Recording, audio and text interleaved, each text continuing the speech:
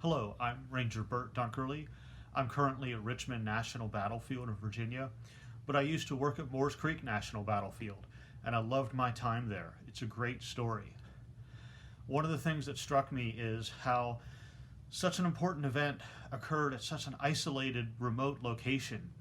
I remember having to drive way out into the country to get to the park.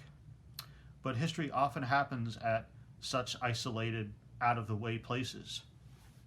When we think about the Revolution, we usually think about places like Boston or Philadelphia.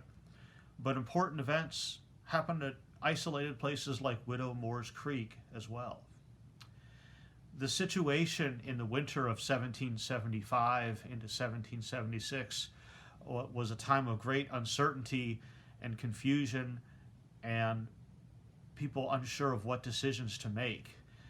The Revolution had broken out. Fighting had started in Massachusetts, Lexington and Concord, and the British Army was surrounded in Boston that winter. And in the other colonies like North Carolina, people were divided about what to do and what side to take. The British came up with a plan to ensure their control of the southern colonies. Over that winter of 1775 into 1776, the royal governors, the British appointed governors, had all been forced out of the Carolinas, Georgia, and Virginia.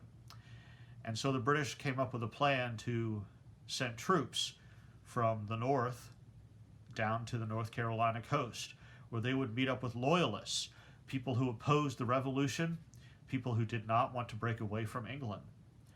Those loyalists were mostly Scottish Highlanders, a lot of them from the modern-day Fayetteville area. They organized, they chose a general, General Donald MacDonald, and about 1,500 marched down towards the coast on their way towards Wilmington and Brunswicktown on the Cape Fear River, where they expected to meet the British troops, and together they would take control of North Carolina and stop the revolutionary movement in its tracks. There were about 1,500 Highlanders. A lot of them were unarmed. A lot of them were of questionable loyalty to this cause. The Americans are going to organize forces to oppose them. Colonels Caswell and Lillington are going to bring North Carolina militia to Moores Creek and prevent them from crossing the bridge there. As the Loyalist Army approaches in late February, they've been marching through cold, damp, rainy days. All the creeks were high, the lowlands were flooded from the constant rains. Miserable conditions for marching and camping. As they approached Moores Creek, the Americans improved their defenses. They actually abandoned their camp on the Loyalist side of the creek and pulled back into a camp on the far side of the creek and tore down most of the bridge, leaving only the skeleton framework. And on that side of the creek where they gathered, they fortified with artillery and built up earthworks. When the Loyalists approached, they rose early in the morning and marched down towards Moores Creek. They sent a strike force forward, composed of picked men, divided into two wings. The right wing came down, found the American camp abandoned, and unsure of what to do, they pulled back. But the left wing kept moving forward. The two groups missed each other, unable to communicate, and the left wing came up to the camp, abandoned, thought the Americans had retreated, and they found the bridge torn up. And at that point, they made a decision, an impulsive decision, to charge forward across the creek. And that was a decision that Loyalists would regret for years to come.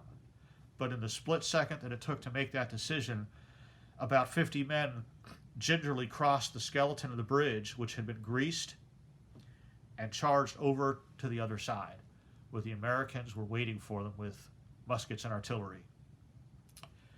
All of the Loyalists who charged over were killed, wounded, or captured. It was over in about 3 minutes. The Americans might have fired 1 or 2 volleys. Very straightforward, simple battle tactically, very quickly. But this small battle, straightforward, no complex maneuvering, had important ramifications. When we study battles, we often have to ask, so what? Why is it significant? Why does it matter? In the aftermath of Moores Creek, the Loyalists retreated, but in the weeks afterwards, they were rounded up as prisoners. The Loyalist effort to retake North Carolina was crushed, nipped in the bud. The British never got a chance to reestablish control in North Carolina, or South Carolina, or the other southern colonies. The Americans are able to maintain control of North Carolina for years. Loyalists are suppressed, they're disarmed, they're discriminated against. The Americans are going to be able to send troops and supplies from North Carolina to support the larger effort going up to Washington's army in Pennsylvania, fighting at Brandywine and Germantown and wintering at Valley Forge. North Carolina's leadership is going to meet in Halifax that April and decide on the Halifax Resolves. North Carolina is the first colony to authorize its delegates in the Continental Congress to support independence. All of those things come out of that 3-minute little battle in an isolated corner of North Carolina. We often think about Revolutionary War battles with large armies and lots of maneuvering, places like Saratoga and Brandywine and Yorktown. But often it's the small, almost insignificant little battles that happen in the middle of nowhere between small armies that make a huge difference. And that's what happened here at Moores Creek.